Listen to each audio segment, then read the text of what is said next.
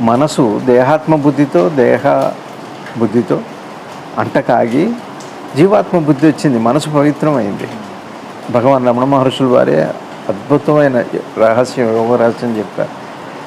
మనసు పవిత్రమైన మనసునే ఆత్మగా అని అంటున్నాను. సింపుల్గా చెప్తాను. పవిత్రమైన మనసు అంటే అర్థం ఏంటి? మనసులో రెండు మనసులు ఉన్నాయా, పవిత్రం అపవిత్రం అని కాదు. మనసులో దేహాత్మ బుద్ధి దేహబుద్ధి కలిసి జీవాత్మ బుద్ధి ఎప్పుడైతే అయిందో అది అంతఃచేతనానికి సంబంధించిన విషయమే అయినా ఆ బుద్ధికే అహంకారమని అజ్ఞానమని అని పెద్దలు భగవాన్ చెబుతూ దాన్నే అపవిత్రమైన మనసు అంటే మలినమైనమంది. మలినం అంటే అర్థం ఏంటి? సత్యాన్ని కప్పిపెట్టింది కదా.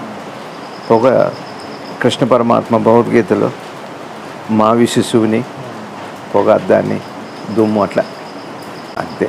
ఇక్కడ బుద్ధి, అందుకని దృష్టి మారితే జ్ఞానం వస్తుంది. బుద్ధి దృష్టి.